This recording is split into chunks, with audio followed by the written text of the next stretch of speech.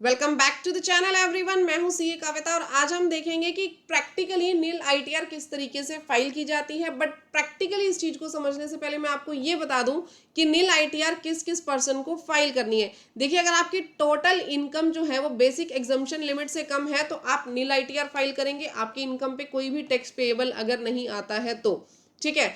अगर आपके पास सिर्फ रिकॉर्ड कीपिंग के लिए आप आईटीआर फाइल करना चाहते हो या आपका कोई रिफंड आ रहा है, आपकी बेसिक एग्जाम्पशन लिमिट से तो कम है इनकम लेकिन आप रिफंड चाहते हो, या फ्यूचर बेनिफिट्स के लिए यानी आपने लोन लेना है या अदर पर्पजेज के लिए आप आईटीआर फाइल करना चाहते हैं तो आपको नील आईटीआर फाइल करनी है। अब बेसिक एग्जाम्पशन लिमिट की अगर मैं बात करूं तो आपके पास दो टैक्स रिजीम है, एक ओल्ड टैक्स रिजीम और एक new tax regime. Old tax regime में आपकी 2.5 लाख तक बेसिक एग्जाम्पशन है, कोई भी टैक्स नहीं लगता, और न्यू टैक्स रिजीम में 3 लाख तक। और अगर मैं रिबेट की बात करूं तो ओल्ड टैक्स रिजीम में आपको 5 लाख तक की रिबेट मिलती है और न्यू टैक्स रिजीम में आपको 7 लाख तक की रिबेट मिलती है। अगर आप नील आईटीआर फाइल कर रहे हैं तो आपको न्यू टैक्स रिजीम जो है वो ही सिलेक्ट करनी है, क्योंकि अभी जो डिफॉल्ट हमारी टैक्स रिजीम है वो न्यू है। आपने नील की फाइल करनी है तो न्यू में ही आप लोगों को ऑप्ट करके चलना है, ऑप्ट आउट नहीं करना उसे अभी, ठीक है। नेक्स्ट आप देखेंगे किस किस को फाइल करनी है। अगर आप स्टूडेंट हो, हाउसवाइफ हो, फ्रीलांसर हो या कोई रिटायर्ड पर्सन हो जिसकी इनकम बिलो टैक्सेबल लिमिट है तो उसको नील आईटीआर फाइल करनी है। आपका टीडीएस डिडक्ट हुआ है, आपकी इनकम तो कम है, 3 लाख से आपकी इनकम कम आ रही है बेसिक एग्जाम्पशन से, बट आपको क्या करना है, अपना रिफंड क्लेम करना है, इसलिए आप आईटीआर फाइल कर रहे हो। कोई कैपिटल लॉसेस आपको हुए उनको कैरी फॉरवर्ड करने के लिए आईटीआर फाइल कर रहे हो, या फिर आपको कोई अपने इनकम प्रूफ मेंटेन करके रखने हैं लोन के पर्पज के लिए, क्रेडिट कार्ड के लिए, वीजा एप्लीकेशन के लिए, तो आप आईटीआर फाइल कर सकते हो। गवर्नमेंट के बेनिफिट्स अगर आप सब्सिडीज जो है उसके लिए भी आप आईटीआर प्रूफ जो है वो मेंटेन करके रख सकते हो। तो चलते हैं गाइज प्रैक्टिकली आईटीआर फाइलिंग की तरफ कि किस तरीके से आपको आईटीआर को फाइल करना है। देखिए, नील आईटीआर फाइल करने के लिए सबसे पहले आपको इनकम टैक्स पोर्टल पे लॉगिन कर लेना है। लॉगिन करने के बाद आप जाएंगे ई फाइल पे, इनकम टैक्स रिटर्न पे, then file income tax return पे। यहाँ जाने के बाद आपको असेसमेंट ईयर सिलेक्ट करना है। फिलहाल हमारा असेसमेंट ईयर है 25-26। ऑनलाइन मोड आप सिलेक्ट करेंगे, कंटिन्यू पे क्लिक कर देंगे। यहाँ से आपको स्टार्ट न्यू फाइलिंग पे क्लिक कर देना है। जो आपका स्टेटस है, स्टेटस ऑटोमेटिकली जो पोर्टल है वो सिलेक्ट कर लेगा आपका, ठीक है। कंटिन्यू पे क्लिक कर देना है। आईटीआर फॉर्म आप यहाँ से अपना सिलेक्ट करेंगे। देखिए, छोटी मोटी आपकी कोई भी इनकम है, थोड़ी बहुत आपको सैलरी मिल रही है, अदर सोर्सेज की आपकी इनकम है, तो आप आईटीआर 1 के अंदर उसको फाइल कर सकते हो। सबसे पहले हम आईटीआर 1 पे क्लिक करेंगे। आईटीआर 4 भी मैं आप लोगों को बताऊंगी। अगर आपकी फ्रीलांसिंग की इनकम है या आप छोटा मोटा कोई अपना बिजनेस दिखा रहे हो तो आईटीआर 4 भी इसके बाद हम लोग डिस्कस करेंगे।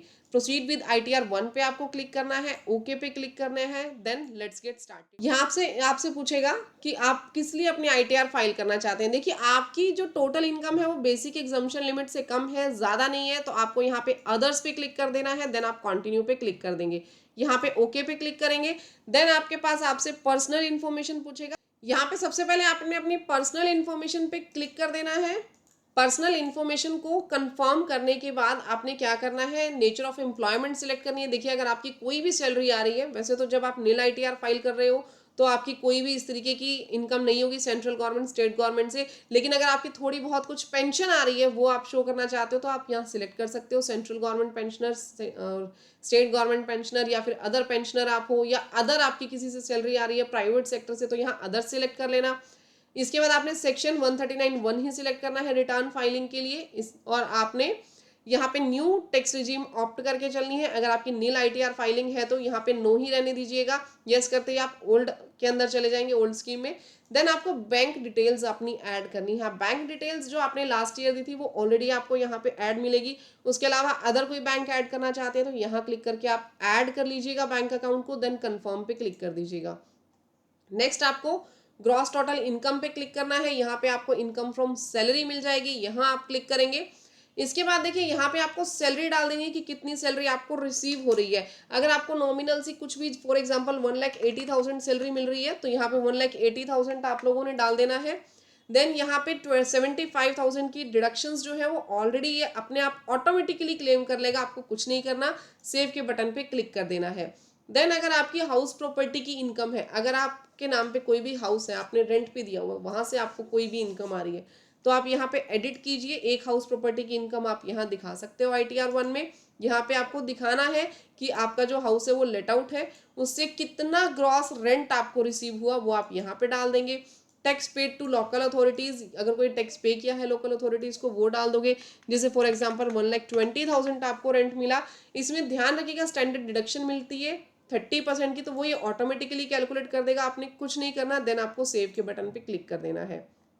इसके बाद इंटरेस्ट ऑन बोरोड कैपिटल, देखिए जब नील की फाइलिंग है तो आपको कोई ऐसा डिडक्शंस लेने की जरूरत नहीं है, आपको कुछ भी इसमें नहीं डालना है।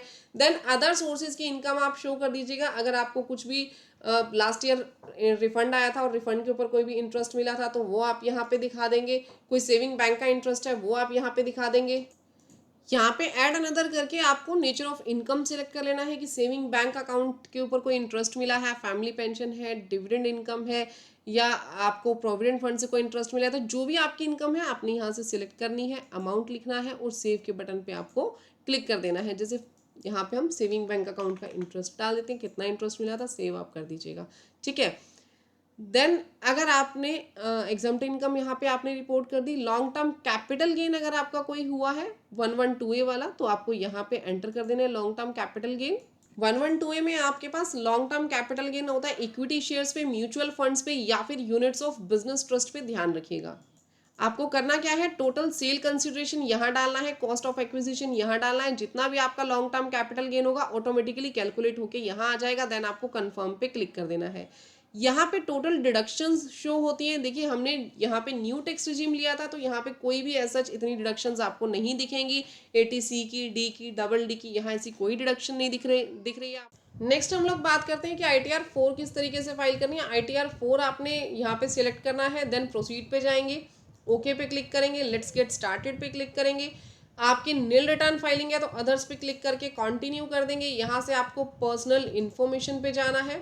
पर्सनल इन्फॉर्मेशन पे जाने के बाद आपसे पूछेगा नेचर ऑफ एम्प्लॉयमेंट क्या है आपका। यहाँ पे नेचर ऑफ एम्प्लॉयमेंट, अगर आप कहीं पे जॉब कर रहे हैं तो आपको यहाँ सिलेक्ट कर लेना है, कहीं भी जॉब नहीं कर रहे तो नॉट एप्लीकेबल रहने दीजिएगा यहाँ पे, और 139(1) सेक्शन आपको यहाँ पे सिलेक्ट करना है। नेक्स्ट आपसे पूछेगा क्या आपने last year new tax regime में जो अपनी ITR है वो फाइल की थी या फिर ओल्ड टैक्स रिजीम में फाइल की थी। अगर आपने ऑप्शन जो है ऑप्ट आउट कर लिया था न्यू टैक्स रिजीम का, यानी आप चले गए थे ओल्ड टैक्स रिजीम में, तो आपने येस पे क्लिक करना है, अदरवाइज नो पे क्लिक करना है। अगर आपने लास्ट ईयर ITR ही नहीं फाइल की तो आपको नोट एप्लीकेबल पे यहाँ क्लिक कर देना है। नेक्स्ट आपसे पूछेगा कि क्या आप न्यू टैक्स रिजीम को ऑप्ट आउट करना चाहते हो।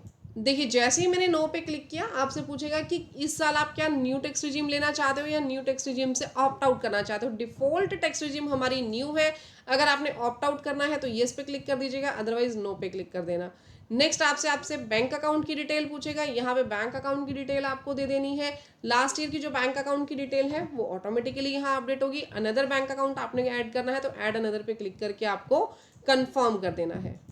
नेक्स्ट ग्रॉस टोटल इनकम पे हम लोग जाएंगे। यहाँ पे सैलरी इनकम जो है वो हमें एंटर नहीं करनी, अगर हो आपकी तो आप एंटर कर सकते हो। बिजनेस इनकम हम लोग यहाँ से एंटर करेंगे। अगर आपकी कोई दुकान है, कोई शॉप है, ठीक है, या कोई छोटा मोटा बिजनेस है तो आप 44AD में अपना बिजनेस यहाँ से शो करेंगे। 44AD पे आपने क्लिक करना है, यहाँ पे ऐड अनदर पे क्लिक करेंगे, नेम डालेंगे अपने बिजनेस का कोड डालिए कि यहाँ पे देख लीजिए अलग अलग कोड्स आपके पास बिजनेस के अवेलेबल हैं। आपका अपना नेचर ऑफ बिजनेस आप सिलेक्ट कीजिए। नेचर ऑफ बिजनेस सिलेक्ट करने के बाद यहाँ पे बिजनेस का डिस्क्रिप्शन देंगे, देन आपको सेव के बटन पे क्लिक करना है। देन यहाँ पे आपको लिखना है कि आपके कितने पेमेंट आपने रिसीव किया, यानी टर्नओवर कितनी थी आपके बिजनेस की, अकाउंट पे चेक से आपकी कितनी टर्नओवर आई, आपकी कैश में कितनी टर्नओवर आई, यानी अदर मोड यानी A और B के अलावा जो और मोड बच गए उससे आपकी कितनी पेमेंट आई, यहाँ आपने अपनी पेमेंट शो करनी है। ध्यान रखिएगा जितना इलेक्ट्रॉनिक क्लियरिंग सिस्टम से पेमेंट आई है उसका 6% और जितना आपकी कैश में इनकम आई है उसका 8% मिनिमम प्रॉफिट दिखाना ज़रूरी है। जैसे हमने यहाँ पे 5 लाख की इनकम दिखा दी, अकाउंट पे ही चेक की इनकम 5 लाख की है, यहाँ पे 2 लाख की इनकम है, और यहाँ पे आपके पास अदर देन मोड से 1 लाख की इनकम आई है। B और C का कम से कम 8% प्रॉफिट दिखाना जरूरी है, और जो बैंक से पैसा आया वहाँ कम से कम 6% प्रॉफिट दिखाना जरूरी है। देखिए अगर मैं इसका 6% भी कर देती हूँ 5 लाख का तो भी कोई दिक्कत नहीं है, लेकिन आप लोग इसका 6% से कम नहीं कर सकते। जितना बैंक में आएगा उसका 6%, अदर देन बैंक जितना भी आएगा उसका कम से कम 8% प्रॉफिट लीजिएगा। अगर मैं बात करूं प्रिजम्पटिव इनकम की, प्रोफेशन से रिलेटेड, अगर आप फ्रीलांसर्स हैं तो ध्यान रखिएगा आपको यहाँ पे अपना डेटा दिखाना ज़रूरी है। फ्रीलांसिंग के केस में आपको यहाँ पे अपनी टोटल इनकम बतानी है, जितनी आपकी टोटल इनकम आई है। अदर देन कैश मोड है तो अदर देन कैश मोड में दिखा दीजिएगा, बैंक से है तो बैंक से दिखाइए। इसका 50% प्रॉफिट आपको दिखाना ज़रूरी है, ध्यान रखें। यहाँ पे हमने इसका 50% प्रॉफिट दिखा दिया, देन आपको सेव के बटन पे यहाँ पे क्लिक कर देना है। कंफर्म करने के बाद अगर आपकी हाउस प्रॉपर्टी की कोई इनकम है तो वो यहाँ पे आपको एंटर कर देनी है। एडिट के बटन पे आप क्लिक करेंगे, टाइप ऑफ हाउस प्रॉपर्टी आपको एंटर करनी है, लेट आउट। देन आपको जितना आपका रेंट रिसीव हुआ है वो आप यहाँ पे डाल देंगे। रेंट रिसीव डालने के बाद देखिए यहाँ पे ऑटोमेटिकली जो स्टैंडर्ड डिडक्शन है वो आपकी ले लेगा, 30% की स्टैंडर्ड डिडक्शन होगी। देन आपको सेव के बटन पे यहाँ पे क्लिक कर देना है। उसके बाद अदर सोर्सेज की अगर आपकी कोई इनकम है, यानी कुछ भी आपका पोस्ट ऑफिस से आपका कोई इंटरेस्ट आया या फिर इनकम टैक्स रिफंड पे इंटरेस्ट आया, सेविंग बैंक अकाउंट के ऊपर आपका इंटरेस्ट है, तो जैसे हमने ITR 1 में शो की थी, यहाँ अदर इनकम आपको शो कर देनी है। देन सेव के बटन पे आपको क्लिक कर देना है अगर आपकी कोई अदर इनकम है तो। इसके बाद आपने क्या करना है, कंफर्म पे क्लिक करना है। देन एग्जाम्प्ट इनकम आप अपनी चेक कर लीजिएगा, कोई भी आपकी एग्जाम्प्ट इनकम है तो वो आपको यहाँ पे शो करनी है। यहाँ पे ध्यान रखिएगा आपको फाइनेंशियल पर्टिकुलर्स भी देने हैं अपने बिजनेस के, आपकी कैपिटल कितनी है, क्योंकि आपने यहाँ पे 44AD 44ADA की जो इनकम दिखाई है उसके लिए आपको यहाँ पे डिस्क्लोजर देने पड़ेंगे अपने फाइनेंशियल स्टेटमेंट के। आपकी क्लोजिंग कैपिटल कितनी है, secured loan, unsecured loan, advances, ये आपको डिटेल यहाँ पे देनी ज़रूरी है। अगर आप कंप्लीट बैलेंस शीट नहीं देना चाहते तो debtors, creditors, inventory, bank, cash, इनकी डिटेल्स आप ज़रूर डाल दीजिएगा कि आपके डेटर्स कितने हैं, क्रेडिटर्स कितने हैं, बैंक्स कितने हैं।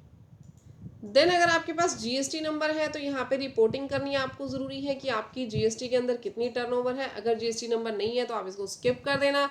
अगर इसके अलावा आपकी एग्रीकल्चरल इनकम है अप टू 5000 तो उसकी रिपोर्टिंग आप यहाँ पे कर सकते हैं, लेकिन अगर आपकी जो एग्रीकल्चरल इनकम है वो 5000 से ज़्यादा है तो ITR 3 या 5 आपको ये फॉर्म एप्लीकेबल होंगे और वो आपको फाइल करने पड़ेंगे। नेक्स्ट हम आ जाते हैं long term capital gain under section 112A। यहाँ भी आप इंफॉर्मेशन दिखा सकते हैं। सेल आप यहाँ डालेंगे 112A की सेल की, और यहाँ पे आपको कॉस्ट डालनी है। देन कंफर्म पे आपको क्लिक कर देना है अगर आपकी इनकम है तो। Sale of listed equity share, mutual funds की सेल है तो यहाँ दिखाइएगा, और लॉन्ग टर्म कैपिटल गेन होना जरूरी है, ध्यान रखिएगा। लॉस आप यहाँ पे क्लेम नहीं कर सकते। नेक्स्ट जब आप देखेंगे तो यहाँ पे 80CCH की आपको डिडक्शंस मिलेंगी, लेकिन आपके केस में, ऑलमोस्ट के केस में ये एप्लीकेबल नहीं होंगी जो भी डिडक्शंस हैं, क्योंकि आर्मी वालों के लिए होती हैं। टैक्स पेड पे हम लोग जाएंगे, यहाँ पे आपका सैलरी के अंदर कितना TDS डिडक्टेड हुआ है, अदर देन सैलरी में कितना है, यहाँ पे आप लोगों ने इसको देख लेना है। कन्फर्म पे आप क्लिक कर लेना। टोटल टैक्स लाइबिलिटी यहाँ से आपकी आ जाएगी, इसको वेरीफाई कर लीजिएगा। प्रोसीड टू वेरिफिकेशन पे जाएंगे, कंप्लीट फॉर्म आप लोगों ने चेक कर लेना है। देन आपको preview and submit your return का ऑप्शन मिलेगा यहाँ से, यहाँ पे आपने क्लिक करना है, प्लेस डालेंगे। देन प्रोसीड टू वैलिडेशन पे जाएंगे। प्रोसीड टू वैलिडेशन पे जाने के बाद आपको बहुत सारे ऑप्शंस मिल जाएंगे रिटर्न को ई वेरिफिकेशन करने के। रिटर्न को ई वेरीफाई करने के लिए आपको आधार OTP का ऑप्शन भी मिल जाएगा, आप चाहे तो बैंक से भी वेरीफाई कर सकते हैं। इसके बाद आपकी रिटर्न जो है वो सबमिट हो जाएगी। तो गाइज, आपको अगर ये वीडियो अच्छी लगी तो वीडियो को लाइक, चैनल को सब्सक्राइब करना मत भूलिएगा। मिलते हैं नेक्स्ट वीडियो में, तब तक के लिए thank you, bye bye, take care everyone.